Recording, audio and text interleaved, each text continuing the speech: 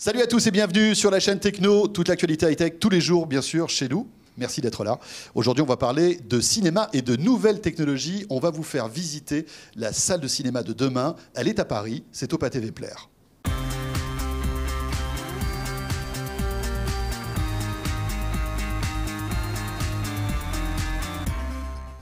Alors peut-être avez-vous vu le film de Hobbit de Peter Jackson, sorti récemment, et qui était vraiment le film qui concentre aujourd'hui le meilleur de la technologie. Voilà, c'est une vitrine un peu high-tech, ce film The Hobbit. Alors technologie HFR, plus d'images par seconde. Qu'est-ce qu'il y a d'autre? Le 4K. Le 4K, sûr, donc évidemment. avec une super définition.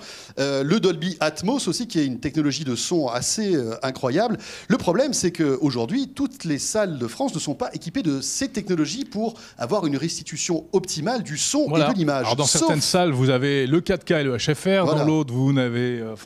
c'est partiel, quoi. On n'a pas le carton plein. Eh bien, il y a une salle en France qui fait ce carton plein technologique. C'est la salle du Pathé Vepler qu'Amélie Charnet de 01net.com a visité pour nous. La salle de cinéma du futur existe déjà à Paris. Le Pathé Vepler est équipé d'un matériel dernier cri qui préfigure peut-être ce que seront les salles de demain. Le plus impressionnant, c'est le son Dolby Atmos. On a des sons qu'on appelle des sons objets qui peuvent être spatialisés précisément dans l'espace. Si on a décidé de mettre un son dans un petit coin de la salle, on peut le retrouver exactement dans ce petit coin-là. Jusqu'à 128 sons objets peuvent être diffusés simultanément. C'est le cas de The Hobbit, premier film à avoir bénéficié de cette technologie. Grincement de porte ou lancement de flèche, Peter Jackson a isolé des sons au mixage et leur a attribué une place dans l'espace de la salle. Durant la projection du film, les sons sont diffusés sur des enceintes qui ont leur propre piste. Les prochains films Dolby Atmos seront Die Hard, qui sort en février, ou encore Star Trek au mois de juin. Comme quelques autres salles en France, le Pathé Vepler a aussi la particularité de pouvoir projeter les films en HFR. C'est une projection à vitesse élevée, 48 images par seconde, contre 24 images par seconde traditionnellement pour tous les autres films, donc 2 fois plus d'images, ce qui entraîne une fluidité parfaite des images lors de la projection, un réalisme accru et une qualité d'image absolument époustouflante.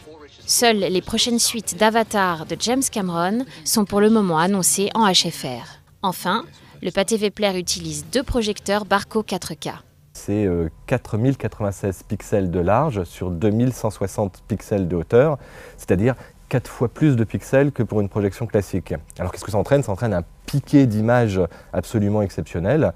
Ça améliore le contraste, la colorimétrie et ça permet de reproduire à l'écran toutes les nuances, toutes les variations de lumière et de contraste telles que le réalisateur les a voulu. Le ticket coûte 1 € de plus dans cette salle pour les fauteuils standards et 3 € pour les fauteuils premium numérotés. Des innovations technologiques qui ont aussi un coût pour le spectateur.